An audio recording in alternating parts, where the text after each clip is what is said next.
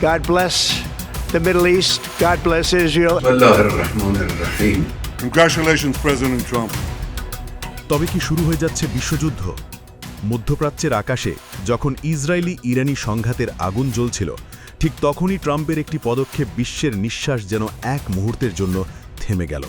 President Donald Trump যখন নিশ্চিত করলেন যে মার্কিন B-2 বোমারু বিমান ইরানের পারমাণবিক হৃৎপিণ্ড ফোর্দোতে বাংকার বাস্টার বোমা ফেলে এসেছে এবং নাটাঞ্জ ও ইস্পাহানে হামলা চালিয়েছে, তখন স্পষ্ট হল এই সংঘাত আর আঞ্চলিক নয়। এটি এখন এক বিশ্বজনীন সংকটের রূপ নিয়েছে, যার প্রতিটি পদক্ষেপে লুকিয়ে আছে তৃতীয় বিশ্বযুদ্ধের অশনি সংকেত।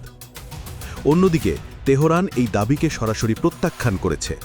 ইরানের পারমাণবিক শক্তি সংস্থা জানিয়েছে, হামলা হলেও তাতে কোনো অপরণীয় ক্ষতি হয়নি এবং হামলার আগেই স্থাপনাগুলো থেকে গুরুত্বপূর্ণ কর্মী ও সরঞ্জাম সরিয়ে নেওয়া হয়েছিল।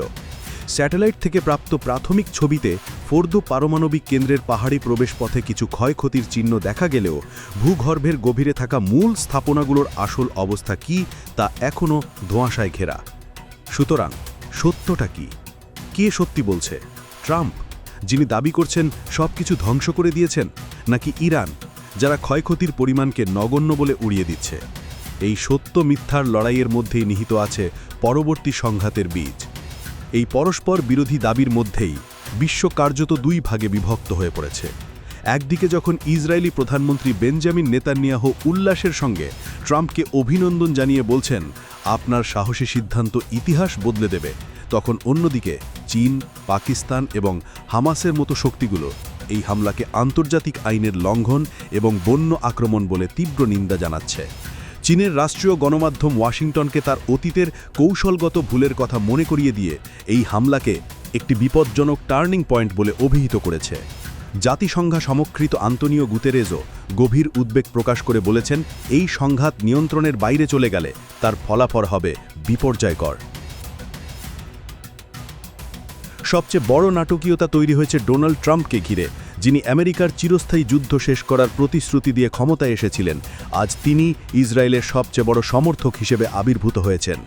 ইরানের পররাষ্ট্রমন্ত্রীর ভাষায় ট্রাম্প কেবল ইরানের সাথেই বিশ্বাসঘাতকতা করেননি, বরং আমেরিকার নাগরিকদের জীবন ও সম্পদকে ব্যবহার করে ইসরায়েলি শাসনের উদ্দেশ্য পূরণে একজন যুদ্ধাপরাধীর ইচ্ছার কাছে আত্মসমর্পণ করে নিজের ভোটারদেরও প্রতারিত করেছেন। এমনকি মার্কিন ডেমোক্র্যাটরাও ট্রাম্পের এই পদক্ষেপকে অসাংবিধানিক এবং বেপরোয়া বলে নিন্দা করছেন। এখন সবচেয়ে বড় প্রশ্ন, ইরান কি করবে, বিশেষ করে যখন ক্ষয়ক্ষতির আসল চিত্র অস্পষ্ট? তেহরানের সামনে এখন কয়েকটি পথ খোলা। এক, কিছুই না করা। যদি ক্ষয়ক্ষতি সত্যি কম হয়ে থাকে, তবে ইরান বিষয়টি উপেক্ষা করে আন্তর্জাতিক সমর্থন আদায়ে মন দিতে পারে, কিন্তু এতে তাদের দুর্বল দেখানোর ঝুঁকি রয়েছে। দুই, তাৎক্ষণিক ও কঠোর পাল্টা জবাব। যদি ক্ষয়ক্ষতি মার্কিন দাবির কাছাকাছি হয়, তবে ইরানের জন্য কঠোর জবাব দেওয়া ছাড়া উপায় থাকবে না। তাদের হাতে থাকা ক্ষেপণাস্ত্র দিয়ে মধ্যপ্রাচ্যের প্রায় 20টি সামরিক ঘাঁটি এবং হরমুজ প্রণালীর মতো কৌশলগত স্থানগুলোতে হামলা চালানোর ক্ষমতা তারা রাখে। 3, ধীরে চলনীতি, অর্থাৎ ক্ষয়ক্ষতির পূর্ণচিত্র মূল্যায়ন করে সঠিক সময়ের জন্য অপেক্ষা করা এবং যখন মার্কিন ঘাঁটিগুলোর সতর্কতা সর্বোচ্চ পর্যায়ে থাকবে না, তখন আকস্মিক হামলা চালানো। ইতোমধ্যে ইসরায়েলের দিকে নতুন করে ক্ষেপণাস্ত্র ছুড়ে ইরান বুঝিয়ে দিয়েছে যে তারা চুপ করে বসে থাকবে না। হাইফা, তেল আবিব ও জেরুজালেমে বিস্ফোরণের শব্দ শোনা গেছে, যা প্রমাণ করে যে তথ্যযুদ্ধের পাশাপাশি আসল যুদ্ধও তীব্রতর হচ্ছে। এখনও পর্যন্ত রাশিয়া ও চীন সরাসরি সামরিক হস্তক্ষেপের ইঙ্গিত দেয়নি, কিন্তু যদি প্রমাণিত হয় যে মার্কিন হামলায় ইরানের পারমাণবিক কর্মসূচি ব্যাপকভাবে ক্ষতিগ্রস্ত হয়েছে এবং ইরানের প্রতিশোধ নিতে মার্কিন ঘাঁটিতে বড় ধরনের হামলা চালায়, তখন পরিস্থিতি কি দাঁড়াবে? ইরানের মিত্র হিসেবে পরিচিত এই দুই পারমাণবিক শক্তিধর দেশ কি তখন ইরানকে রক্ষা করতে এগিয়ে আসবে?